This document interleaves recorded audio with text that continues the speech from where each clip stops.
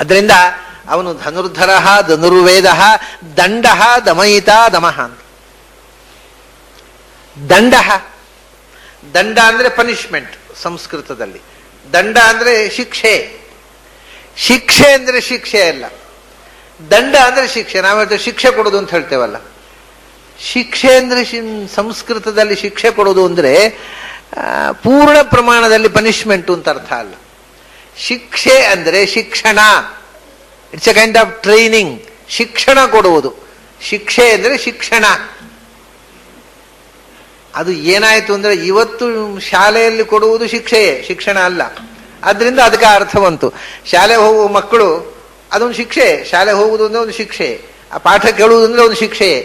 ಯಾರಿಗೆ? ಅಪ್ಪ ಅಮ್ಮಂದಿರಿಗೂ ಮಕ್ಕಳಿಗೂ ಇಬ್ಬರಿಗೂ ಶಿಕ್ಷೆ. ಇವರಿಗೆ ತಿಂಗಳು ಕಿಸೆ ಖಾಲಿ ಆಗ್ತಾ ಶಿಕ್ಷೆ ಆಗ್ತಾ ಇರ್ತದೆ, ಬರ್ತದೆ ನೋಟಿಸ್ ಬರ್ತದೆ, ಇಷ್ಟು ದುಡ್ಡು ಕಟ್ಟಬೇಕಂತೆ ಅಪ್ಪ ಶಾಲೆಯಲ್ಲಿ ಹೇಳಿದ್ದಾರೆ, ಇಷ್ಟು ತಲೆದಂಡ, ತಿಂಗಳಿಗೆ ಇಷ್ಟು ಫೀಸು, ಅದು ಏನೇನೋ ಲಿಸ್ಟ್ ಬರ್ತಾ ಇರ್ತದೆ, ಅದೆಲ್ಲ ಕಟ್ಟಬೇಕು. ಕಟ್ಟಿ ತಲೆ ಒಳಗೆ ಏನೂ ಹೋಗೋದಿಲ್ಲ, ಕಿಸೆ ಖಾಲಿ ಆಗ್ತಾ ಇರ್ತದೆ, ತಲೆಯೂ ಖಾಲಿ ಆಗ್ತಾ ಇರ್ತದೆ. ಆದ್ರಿಂದ ಎಲ್ರಿಗೂ ಶಿಕ್ಷೆ. ಅದು ಶಿಕ್ಷಣ ಪದ್ಧತಿಯೇ ಅಪರದಂಡ ಪ್ರಯೋಗ ಒಂದು ಇವತ್ತು ನಮ್ಮ ದೇಶದಲ್ಲಿ. ಆದ್ರಿಂದ ಅದಕ್ಕೆ ಶಿಕ್ಷೆ ಅಂತ ಹೆಸರು ಬಂದದ್ದು. ವಸ್ತುತಃ ಶಿಕ್ಷೆ ಎಂದರೆ ಟ್ರೈನಿಂಗ್, ಶಿಕ್ಷಣ. ದಂಡ ಅಂದ್ರೆ ಪನಿಷ್ಮೆಂಟ್. ಇನ್ನೊಬ್ಬರಿಗೆ ತಪ್ಪು ಮಾಡಿದವರಿಗೆ ಅವನಿಗೆ ಕೊಡ್ತಕ್ಕಂಥ ಪನಿಷ್ಮೆಂಟ್ ಅಂತ ಏನು ಹೇಳ್ತೇವೆ, ಆ ಶಿಕ್ಷೆ ದಂಡ. ಭಗವಂತ ಯಾವತ್ತೂ ಕೂಡ ತಪ್ಪು ಮಾಡಿದವರಿಗೆ ಫೇವರ್ ಮಾಡುವುದಿಲ್ಲ. ಅವನು ಧನುರ್ವೇದ ಅಂತ ಹೇಳಿದರು, ಧನುರ್ಧರ ಅಂದರು. ಯಾಕೆ ಅಂದರೆ ಅವನು ಎಲ್ಲರನ್ನು ತಪ್ಪು ಮಾಡಿದವರಿಗೆ ದೇವರ ರಾಜ್ಯದಲ್ಲಿ ಕ್ಷಮೆ ಇಲ್ಲ.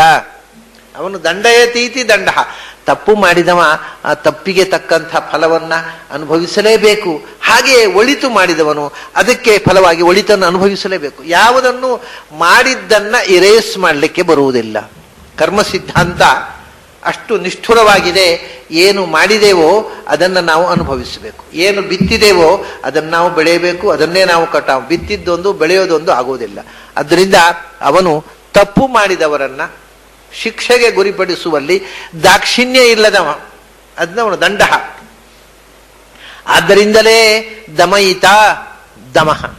ದಮಯಿತ, ಯಾರು ಸಮಾಜಕ್ಕೆ ಅನ್ಯಾಯ ಮಾಡ್ತಾರೆ, ಯಾರು ಧರ್ಮಕ್ಕೆ ವಿರುದ್ಧವಾಗಿ ನಡ್ಕೊಳ್ತಾರೆ ಅಂತವರ ದಮನ ಮಾಡತಕ್ಕಂಥ ಶಕ್ತಿ ಭಗವಂತ. ಅದಕ್ಕೋಸ್ಕರವೇ ಭೂಮಿಯಲ್ಲಿ ಅನೇಕ ರೂಪಗಳನ್ನು ಧರಿಸಿ ಅವತರಿಸಿ ಬರ್ತಾನೆ. ಭಗವಂತ ಯಾಕೆ ಭೂಮಿಗೆ ಅವತರಿಸಿ ಬರಬೇಕು? ಈ ರಾಮಚಂದ್ರ ಯಾಕೆ ಬಂದ? ಎಷ್ಟು ರಾಕ್ಷಸರ ಸಂಹಾರ ಆಯಿತು ಆ ಒಂದು ಅವತಾರದಿಂದ. ಕೃಷ್ಣ ಭೂಮಿಗೆ ಇಳಿದು ಬಂದಾಗ ಎಷ್ಟು ಅಕ್ಷೋಹಿಣಿ ದುಷ್ಟಶಕ್ತಿಗಳ ಸಂಹಾರ ಆಯಿತು. ಸುಮಾರು ಮಹಾಭಾರತ ಯುದ್ಧ ಒಂದರಲ್ಲೇ ಸುಮಾರು 50 ಲಕ್ಷ ಜನ ಸತ್ತಿದ್ದಾರೆ. ಅದಕ್ಕಿಂತ ಮೊದಲನದು ಬಿಡಿ, ಜರಾಸಂಧ ಸತ್ತ, ಕೀಚಕ ಸತ್ತ, ಕೃಷ್ಣ ನಿಂತು ಎಷ್ಟೋ ದುಷ್ಟ ಸಂಹಾರ ಆಗಿದೆ. ಅವನು ಸ್ವಂತ ಅವತಾರ ಮಾಡಿದ್ದೇ ಶಿಶುಪಾಲ ದಂತವಕ್ರರನ್ನ ಸಂಹಾರ ಮಾಡೋದಕ್ಕೋಸ್ಕರ. ಯಾಕೆಂದ್ರೆ ಅವರು ಭಗವಂತನ ದೇವರ, ನನ್ನ ಕೈಯಲ್ಲೇ ಮಯೈವ ವಧ್ಯವು ಭವತಂ, ನನ್ನ ಕೈಯಲ್ಲೇ ಸಾಯಿರಿ, ನಿಮ್ಮನ್ನು ನಾನೇ ಕೊಂದು ಉದ್ಧಾರ ಮಾಡ್ತೇನೆ 3 ಜನ್ಮಗಳಲ್ಲಿ ಅಂತ ವರಾಹ ನರಸಿಂಹನಾಗಿ ಮೊದಲ ಹಿರಣ್ಯಾಕ್ಷ ಹಿರಣ್ಯಕಶಿಪುವನ್ನು ಮುಗಿಸಿದ, ರಾಮನಾಗಿ ಕುಂಭಕರ್ಣ ರಾವಣರನ್ನು ಮುಗಿಸಿದ, ಕೃಷ್ಣನಾಗಿ ಶಿಶುಪಾಲ ದಂತವಕ್ರರನ್ನು ಮುಗಿಸಿದ. ಹೀಗೆ ಅನೇಕ ರಾಕ್ಷಸರ ಸಂಹಾರ ಆಯಿತು. ಮಹಾಭಾರತ ಯುದ್ಧದಲ್ಲಿ 18 ದಿವಸದಲ್ಲೇ ಸುಮಾರು 50 ಲಕ್ಷ ಜನ ಸತ್ತರು. ಆದ್ದರಿಂದ ಅವನು ದಮಯಿತ, ದುಷ್ಟರ ದಮನ. ನಾವು ಒಂದು ಮಾತು ಹೇಳ್ತೇವೆ, ಕೃಷ್ಣಾರ್ಘ್ಯ ಕೊಡುವಾಗ ಕೃಷ್ಣಾಷ್ಟಮಿ ದಿವಸ ಒಂದು ಮಂತ್ರ ಹೇಳ್ತಾರೆ, ಜಾತಃ ಕಂಸವಧಾರ್ಥಾಯ ಭೂಭಾರ ಹರಣಾಯ ಚ ಕೌರವಾಣಾಂ ವಿನಾಶಾಯ ದೈತ್ಯಾನಾಂ ದಮನಾಯ ಚ ಅಂತ. ಎಲ್ಲ ದುಷ್ಟಶಕ್ತಿಗಳ ದಮನ ಮಾಡಿ ಭೂಮಿಯ ಭಾರವನ್ನು ಇಳಿಸುವುದಕ್ಕೋಸ್ಕರ ಭಗವಂತ ಇಳಿದು ಬರ್ತಾನೆ ಅಂತ. ಅದನ್ನೇ ದಮಯಿತ, ದುಷ್ಟಶಕ್ತಿಗಳ ದಮನ ಮಾಡಿ ಭೂಮಿಯ ಭಾರವನ್ನು ಇಳಿಸಿ ಸಜ್ಜನರು ಹಾಯಾಗಿ ಬದುಕುವಂತೆ ಮಾಡುವವನು. ಯದಾ ಯದಾ ಹಿ ಧರ್ಮಸ್ಯ ಗ್ಲಾನಿರ್ಭವತಿ ಭಾರತ ಅಭ್ಯುತ್ಥಾನಮ ಧರ್ಮಸ್ಯ ತದಾತ್ಮಾನಂ ಸೃಜಾಮ್ಯಹಂ. ಇದೆಲ್ಲ ಒಂದೇ ಮಾತನ್ನು ಹೇಳುವಂಥದ್ದು. ಹಾಗೆ ದಮನ ಮಾಡುವವನು. ಅಷ್ಟೇ ಅಲ್ಲ, ಇನ್ನೂ ವಿಚಿತ್ರ ಇದೆ ಭಗವಂತ. ಏನಂದ್ರೆ ದಮಃ, ದಮಃ ತಾನೇ ತನ್ನನ್ನು ದಮನದ ಪರಾಕಾಷ್ಠೆಯಲ್ಲಿ ನಿಂತು, ದಮನ ಅಂದ್ರೆ ಇಂದ್ರಿಯ ನಿಗ್ರಹ, ಇಂದ್ರಿಯ ನಿಗ್ರಹದ ಪರಾಕಾಷ್ಠೆ ಅಂದ್ರೆ ಏನು ಅಂತ ತೋರಿಸುವುದಕ್ಕೋಸ್ಕರ ತಾನೇ ತಪಸ್ಸು ಮಾಡ್ತಾ ಕೂತ್ ಬಿಡ್ತಾನೆ ಮನುಷ್ಯರ ಜೊತೆಗೆ ಬಂದು. ಅದು ಇನ್ನೂ ವಿಚಿತ್ರ. ಉದಾಹರಣೆಗೆ ನರನಾರಾಯಣರು, ಬದರಿಯಲ್ಲಿ ನರನಾರಾಯಣರು ತಪಸ್ಸು ಮಾಡ್ತಾ ಇದ್ದಾಗ ದೇವತೆಗಳಿಗೂ ವಿಚಿತ್ರ, ಅವನ್ನ ತಪಸ್ಸನ್ನು ಕೆಡಿಸಬೇಕು ಅಂತ ಪ್ರಯತ್ನ ಮಾಡಿದರು ಅಂತ ಭಾಗವತದಲ್ಲಿ ಅದ್ರ ಬಗ್ಗೆ ಬಹಳ ವಿನೋದ ಮಾಡ್ತಾರೆ.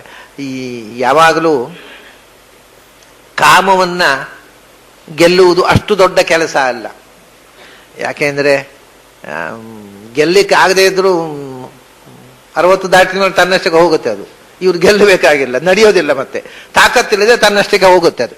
ಅದನ್ನ ಕಾಮವನ್ನು ಗೆಲ್ಲುವುದು ದೊಡ್ಡ ಸಂಗತಿ ಅಲ್ಲ, ಅದು ತನ್ನಷ್ಟಕ್ಕೆ ಹೋಗುತ್ತೆ. ಅಥವಾ ಗೆಲ್ಲುವುದು ದೊಡ್ಡ ಸಂಗತಿಯೇ ಅಲ್ಲ ಅದು. ಆದರೆ ಕೋಪವನ್ನು ಗೆಲ್ಲುವುದು ಬಹಳ ಕಷ್ಟ. ಇವನು 60 70 80 ವಜ್ರ, ಇವರಿಗೆ ಏನು ಉಗ್ರರಥ ಆದರೂ ಸಿಟ್ಟು ಮತ್ತಷ್ಟು ಉಗ್ರರೇ ಆಗೋದು. ಸಿಟ್ಟು ಆಗೋಲ್ಲ. ಮನೆಯಲ್ಲಿದ್ದವರಿಗೆಲ್ಲ ಶಾಪ ಹಾಕೋದೇನು, ಬೈಯುವುದೇನು, ಮಲ್ಕೊಂಡು ಎಳ್ಳಿ ಕೊಡೋದಿಲ್ಲ, ಅದು ಶಾಪ. ಈ ಕೋಪಕ್ಕೆ ಮದ್ದಿಲ್ಲ. ಕಾಮ ತನ್ನಷ್ಟಕ್ಕೆ ಇಳಿದು ಹೋಗುತ್ತದೆ ಜರ್ರನೆ. ಅದನ್ನ ಏನ್ ಬೇಕು ಅಂದ್ರೆ ತಾಕತ್ತಿರೋಲ್ಲ ಇವನಿಗೆ. ಕಡೆ ಏನ್ ಹೇಳ್ಬೇಕಂದ್ರೆ ಈ ಗತಕಾಲದ ವೈಭವ. ನಾವು ಚಿಕ್ಕವರಿದ್ದಾಗ ಬಹಳ ಕಾರಬಾರ ಮಾಡಿದ್ದೇವ್ರಿ ಅಂತ ಹೇಳ್ಕೊಂಡಿರ್ಬೇಕಷ್ಟೇ, ಏನು ಮಾಡ್ಲಿಕ್ಕೆ ಆಗೋದಿಲ್ಲ. ನಾವು ಚಿಕ್ಕವರಿದ್ದಾಗ ಏನ್ ಮಾಡಿದ್ದೇವೆ ಗೊತ್ತಾ, ಈಗಿನ ಹುಡುಗರು ಯಾರು ಸಾಟಿಯೇ ಅಲ್ಲ, ಅಷ್ಟೆಲ್ಲ ಕಾರಬಾರ ಮಾಡಿದವರು ಅಂತ ತಾವು ಹೇಳ್ಕೊಂಡು ಬೆಂತ ತಟ್ಕೋಬೇಕಷ್ಟೇ. ಉಳಿದವ್ರು ನಗ್ತಾರೆ ಕೇಳಿ, ಅಷ್ಟೇ, ಏನು ಉಪಯೋಗ ಇಲ್ಲ. ಆದರೆ ಕ್ರೋಧ ಹಾಗಲ್ಲ, ಅದು ಹೋಗುವುದೇ ಇಲ್ಲ. ಅದು ಕೋಪವನ್ನು ಗೆಲ್ಲುವುದು ಬಹಳ ಕಷ್ಟ. ಕಾಮವನ್ನು ಗೆಲ್ಲುವುದು ಅಷ್ಟು ಕಷ್ಟ ಅಲ್ಲ, ಕೋಪವನ್ನು ಗೆಲ್ಲುವುದು ಬಹಳ ಕಷ್ಟ. ಆದರೆ ಈ ನರನಾರಾಯಣರಿದ್ದಾರಲ್ಲ, ಅವರು ಕಾಮವನ್ನು ಗೆದ್ರು ಅಷ್ಟೇ ಅಲ್ಲ, ಕೋಪವನ್ನು ಗೆದ್ರು. ಕೋಪ ಟೆಸ್ಟ್ ಮಾಡಬೇಕು ಅಂದ್ರೆ ನರನಾರಾಯಣರಿಗೆ ಕೋಪ ಬರೆಸಿ ನೋಡೋಣ ಅಂತ. ದೇವತೆಗಳಿಗೆ ದೊಡ್ಡ ಚಾಲೆಂಜ್ ಏನು ಅಂದ್ರೆ ನರನಾರಾಯಣರಿಗೆ ಕೋಪ ಬರುವಂತೆ ಮಾಡಬೇಕು ಅಂತ. ಕಡೆಗೆ ಏನು ಮಾಡಬೇಕು ಅಂತ ಅವನ ಬಳಿಯಲ್ಲಿದ್ದ ಅಪ್ಸರ ಸ್ತ್ರೀಯರನ್ನೆಲ್ಲ ಕಳಿಸಿದ ಇಂದ್ರ. ಬದರಿಗೆ ಹೋಗ್ರಿ, ನರನಾರಾಯಣರ ಹತ್ರ ಹೋಗಿ ಡ್ಯಾನ್ಸ್ ಮಾಡ್ರಿ. ಕಾಮದೇವನನ್ನು ಕಳಿಸಿದ, ವಸಂತವನ್ನು ಕಳಿಸಿದ. ನಿನ್ನ ಏನೇನು ಹೂವುಗಳು ಏನೇನು ಇದೆ ಅದೆಲ್ಲ ಅರಳಿಸಿಬಿಡು. ಆಮೇಲೆ ನಿನ್ನ ಹತ್ರ ಎಷ್ಟು ಬಾಣಗಳಿದೆ ಎಲ್ಲ ಬಿಟ್ಟು ಬಿಡು ಅವ್ರ ಮೇಲೆ. ಆಮೇಲೆ ಈ ಅಪ್ಸರ ಸ್ತ್ರೀಯರು, ನಿಮ್ಮ ಹತ್ರ ಎಷ್ಟು ಕಮ್ಮಿ ಬಟ್ಟೆ ಇದೆ ಅಷ್ಟು ಕಮ್ಮಿ ಬಟ್ಟೆಯನ್ನು ಪ್ರಯೋಗ ಮಾಡಿ ಅವನ ಮೇಲೆ. ಅವ್ನು ನೋಡಿ ಹುಚ್ಚುಗಟ್ಟಬೇಕು, ಆ ಥರ ಡ್ರೆಸ್ ಮಾಡ್ಕೊಂಡು ಹೋಗ್ರಿ ಅಂತ. ಸರಿ ಆಯ್ತು, ಎಲ್ಲ ಪ್ರಯೋಗ ಆಯ್ತು. ಪ್ರಯೋಗ ಆದಾಗ ನರನಾರಾಯಣರು ಈ ಅಪ್ಸರ ಸ್ತ್ರೀಯರನ್ನ, ತಾಯಿ ಬನ್ನಿ ನಮ್ಮ ಆತಿಥ್ಯ ಸ್ವೀಕರಿಸಿದ್ದು ಕಳೆದಾದ, ಇವರಿಗೆ ಅವ್ರನ್ನ ಮೋಹಗೊಳಿಸಬೇಕು, ಒಂದೋ ಸಿಟ್ಟು ಬರ್ಬೇಕು ಅವನಿಗೆ. ಏನು ನನ್ನಂಥ ತಪಸ್ವಿಯನ್ನು ಮೋಹಗೊಳಿಸ್ಲಿಕ್ಕೆ ಬಂದ್ರ ಅಂತ ವಿಶ್ವಾಮಿತ್ರನ ಕೋಪ ಬಂದು ಮೇನಕೆಗೆ ಶಾಪ ಕೊಟ್ಟು ಬಿಟ್ಟಿದ್ದ. ಹಾಗೆ ರಂಭೆಗೆ ಶಾಪ ಕೊಟ್ಟಿದ್ದ. ಋಷಿಗಳು ತಪೋಭಂಗಕ್ಕೆ ಬಂದಾಗ ಶಾಪ ಕೊಡ್ತಿದ್ರು. ಇವರು ಬನ್ನಿ, ನೀವು ಇಂದ್ರನ ನಂದನದಿಂದ ಬಂದ ಸುಂದರಿಯರಲ್ವಾ, ಸಂತೋಷ, ನಮ್ಮ ಬಡ ಆಶ್ರಮದ ಆತಿಥ್ಯವನ್ನು ಸ್ವೀಕರಿಸಿ ಹೋಗಿ ಅಂತ ಆತಿಥ್ಯ ಕರೆದ ಅಂತೆ. ಇವರಿಗೆ ಇಲ್ಲ, ಇವನು ಏನು ಮಾಡಿದ್ರು ಕೋಪ ಬರೋದಿಲ್ವಲ್ಲ, ಆತಿಥ್ಯಕ್ಕೆ ಬನ್ನಿ ಅಂತ ಕರೀತಾನಲ್ಲ ಇವನು ಅಂತ ಅವರು ಕಡೆಗೆ. ಅಷ್ಟೇ ಅಲ್ಲದೆ ನಿಮ್ಮ ಇಂದ್ರನಿಗೆ ನಾವು ಇಷ್ಟೆಲ್ಲ ನಮಗೆ ನಿಮ್ಮನ್ನೆಲ್ಲ ಕಳಿಸಿಕೊಟ್ಟು ಬಹಳ ಉಪಕಾರ ಮಾಡಿದ ಇಂದ್ರ, ಅವನಿಗೆ ಏನು ಮಾಡಲಿ, ನಾವು ಏನು ಕೊಡ್ಲಿ ಅವನಿಗೆ ಅಂತ. ಇರ್ಲಿ, ನಮ್ಮಂತೆ ತಪಸ್ಸು ಮಾಡೋರಿಗೆ ತೊಂದರೆ ಕೊಡ್ಲಿಕ್ಕೆ ಇನ್ನೊಂದು ಸೊತ್ತು ಕೊಟ್ಟು ಬಿಡ್ತೇನೆ ಅಂತ ಊರ್ವಶಿಯನ್ನು ಸೃಷ್ಟಿ ಮಾಡಿ ಕೊಟ್ಟು ಕಳಿಸಿದ. ನೀವು ಇಷ್ಟೇ ಅಲ್ಲ ಇರೋದು, ನಿಮ್ಗಿಂತ ಚಂದದ ಒಂದು ಹುಡುಗಿಯನ್ನು ನಾನೇ ಸೃಷ್ಟಿ ಮಾಡಿ ಕೊಡ್ತೇನೆ, ಕೊಂಡೋಗಿ ಕೊಡ್ರಿ ಇಂದ್ರನಿಗೆ ಅಂತ. ಇವ್ ಬಂದವರೆಲ್ಲರೂ ಸಪ್ಪೆ. ಯಾಕೆಂದ್ರೆ ಅವನಿಗೆ ಕಾಮವನ್ನ ಕೆದಕಬೇಕು ಅಂದ್ರೆ ಆಗೋಲ್ಲ ಅಂತ ಗೊತ್ತಿತ್ತು. ಕೋಪ ಆದ್ರೂ ಬರಲಿ ಅಂತ ಬಂದ್ರು, ಕೋಪವೇ ಬರಲಿಲ್ಲ ಅವನು. ವಾಸ್ತವಿಕವಾಗಿ ಎಲ್ಲವನ್ನ ಗೆಲ್ಲಬಹುದು, ಕೋಪವನ್ನ ಗೆಲ್ಲುವುದು ಬಹಳ ಕಷ್ಟ. ಕಷ್ಟ ಆದರೆ ಕೋಪವನ್ನು ಗೆಲ್ಲಿಗೆ ಬರುತ್ತೆ, ಗೆಲ್ಲಿಗೆ ಬರುವುದಿಲ್ಲ ಅಂತಲ್ಲ. ಆದರೆ ಕೋಪ ಗೆದ್ದಿದ್ದೇನೆ ಅಂತ ತೋರಿಸ್ಕೋಬಾರದು ಮಾತ್ರ. ನಿಮ್ಮನ್ನ ಗಾಳಿಗೆ ಹಿಡಿತಾರೆ ಎಲ್ಲರೂ.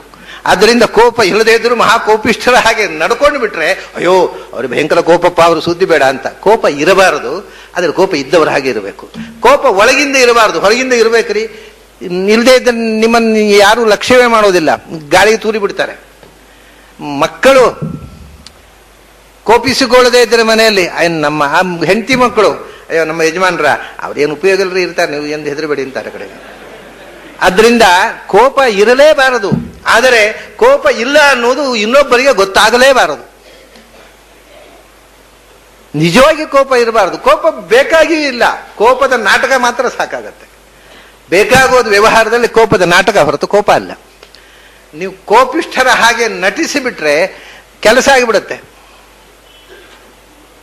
ಇಷ್ಟೇ.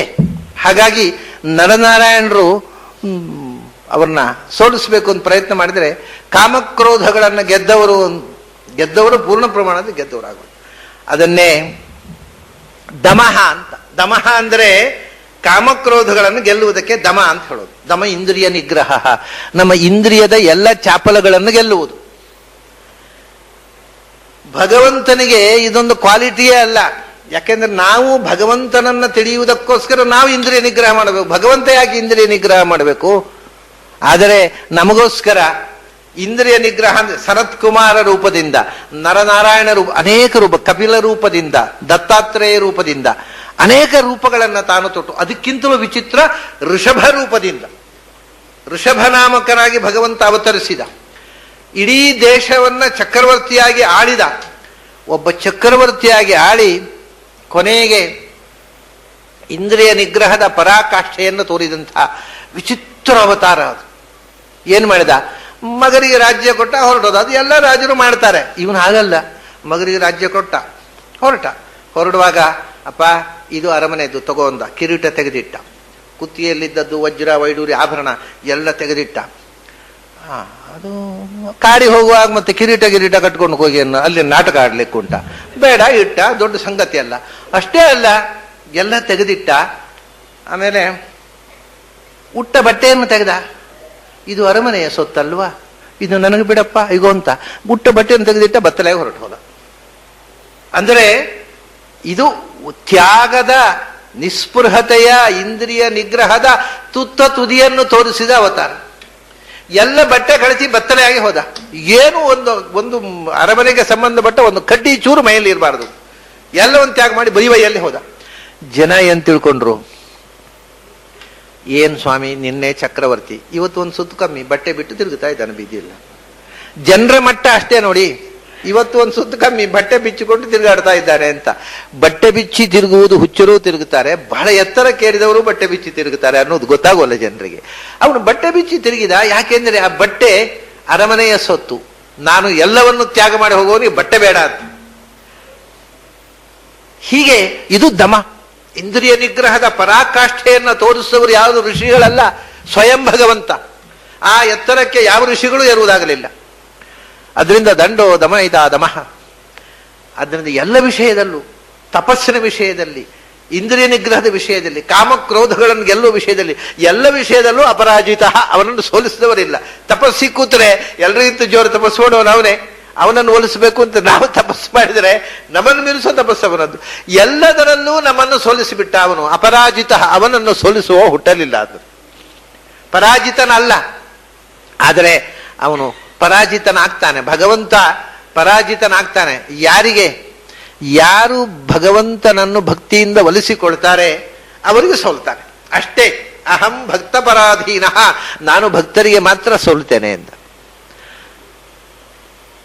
ಅಷ್ಟೇ. ಬೇರೆ ಯಾವುದರಿಂದಲೂ ಭಗವಂತನನ್ನ ಯಾವ ಸಾಧನೆಯಿಂದಲೂ ಸೋಲಿಸುವುದು ಸಾಧ್ಯ ಇಲ್ಲ. ಯಾರಿಗೂ ಸೋಲದ, ಎಲ್ಲಕ್ಕಿಂತ ಎತ್ತರದ, ಸೋಲರಿಯದ ಶಕ್ತಿ ಅಪರಾಜಿತ.